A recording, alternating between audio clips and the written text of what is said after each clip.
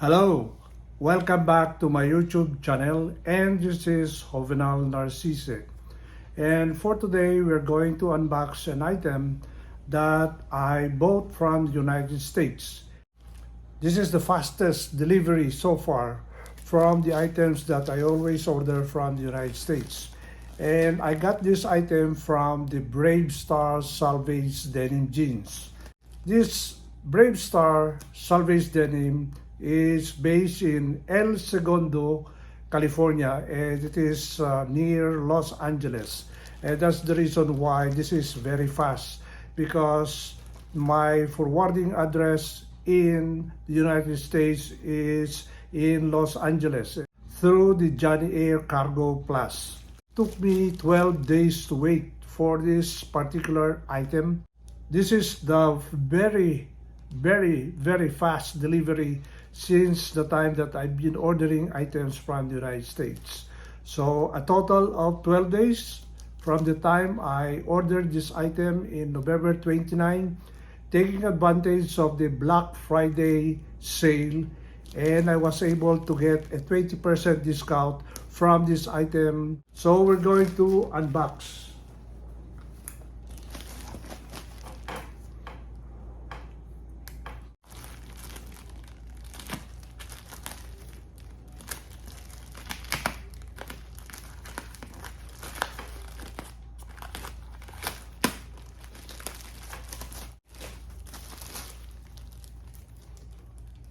As usual,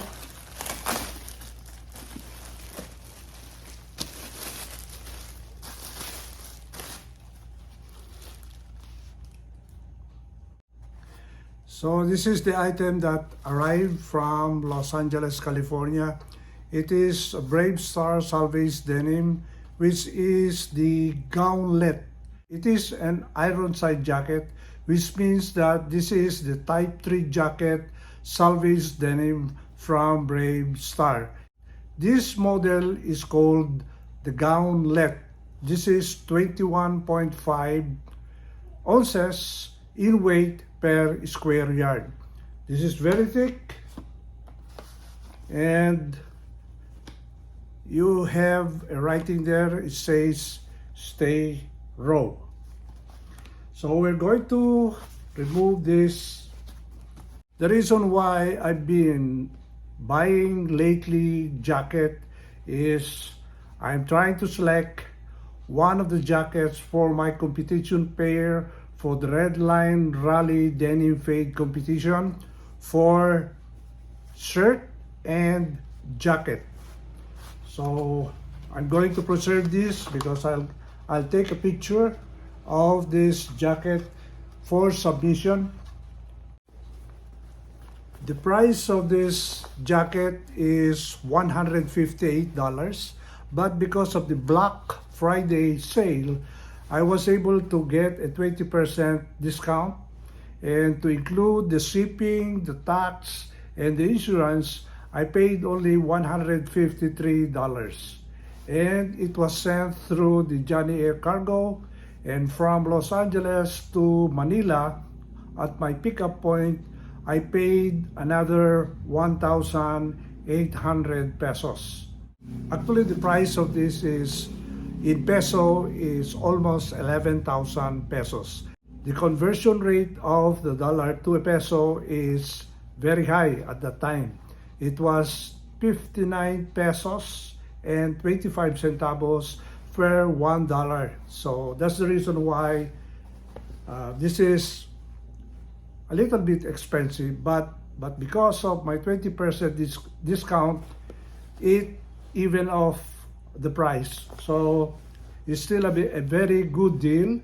It is less than 12,000 pesos, and I was able to buy the heaviest jacket in my collection. So this is size small, and it has, of course, this is very thick, very substantial, and it got the buttons. As usual, you have the V stitch here, signifying that this is a type 3 denim jacket.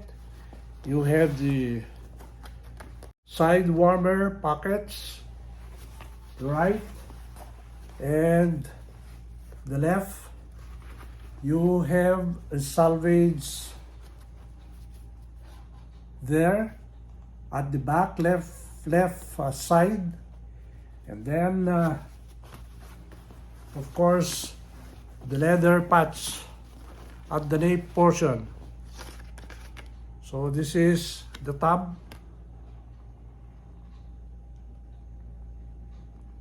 Says the Gauntlet, 21.5 ounces in weight. It has two front pockets with flaps.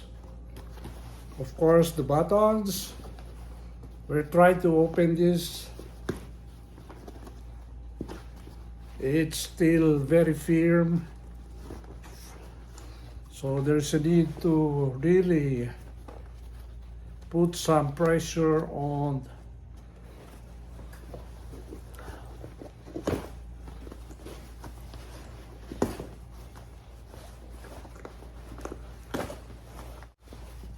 We have unbuttoned it, and you have this selvage edge opening of the jacket, and then the other side is it has also a selvage lining, and then inside you have an inside pocket, both sides, left and right. So if you're traveling, you have a secret pocket for your passport, ticket, and other documents. And if you have some cash, you can place your cash, your billfold wallet, inside your jacket. This is my thickest and heaviest jacket in my collection, and I'm planning to use this as my competition pair in the Red Line Rally Denim Fade competition. And of course, at the nape portion, you have the embroidered star.